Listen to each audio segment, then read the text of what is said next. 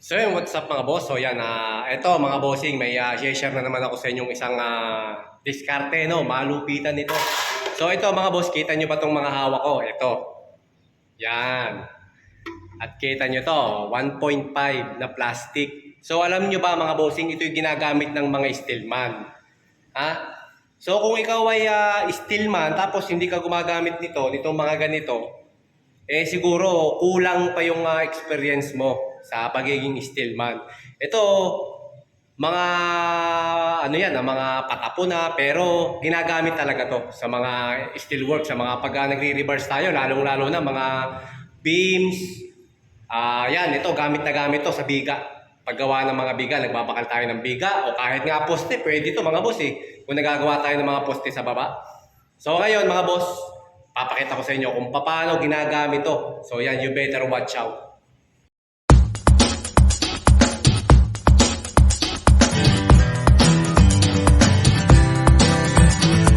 So yan mga bossing, meron tayo ditong ginagawang rebars para sa biga.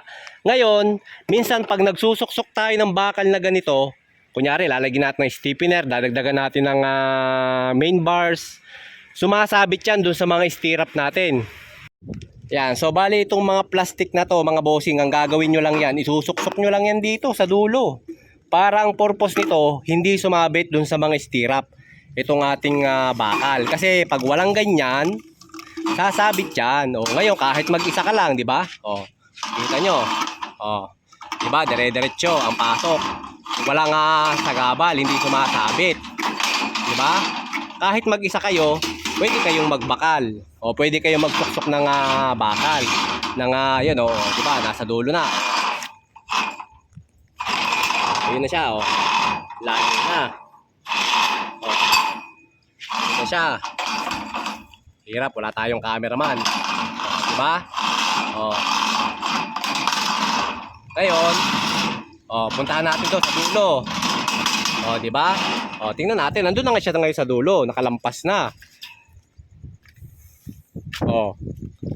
Ayan na siya, lampas na sa dulo, diba? Walang kahirap-hirap, hindi sumasabit. Yan, mindset mga boss, kahit yung pagdating sa mga simpleng bagay, kahit mga ganyan katulad yan, mga patapo na yan, di ba? Mga scrap na yan, napapakinabangan pa natin. So kita nyo yan mga boss, di ba? Basic, di ba? Basic na naman. Pero yung basic na yun, di ba? Ang daming gumagaya kahit basic lang, di ba? Siyempre, para sa mga beginners yan. So sa mga beginners, yan, gamitin nyo yung diskarte na yan. Mapapakinabangan nyo yan. Basta ano lang kayo, kumbaga, pag nagtatrabaho kayo, payo ko dun sa mga beginners, sa mga newbie sa construction works. Kinakailangan gagamitin nyo palagi ito. Hindi lang puro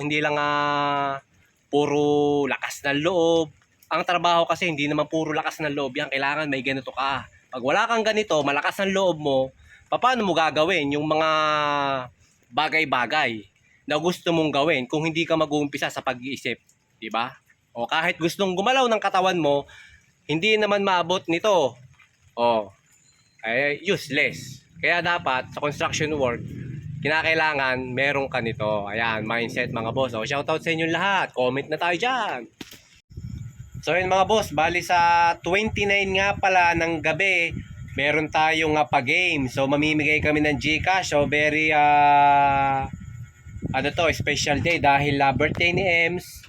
Kaya mamimigay kami ng GCash. So konting pa-games sa live magla-live tayo. July 29. Hindi ko alam kung anong oras, basta abangan nyo na, parting gabi.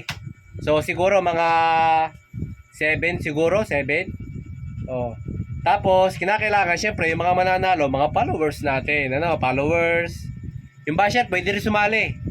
Ayan, kaso pag nabunot ulit,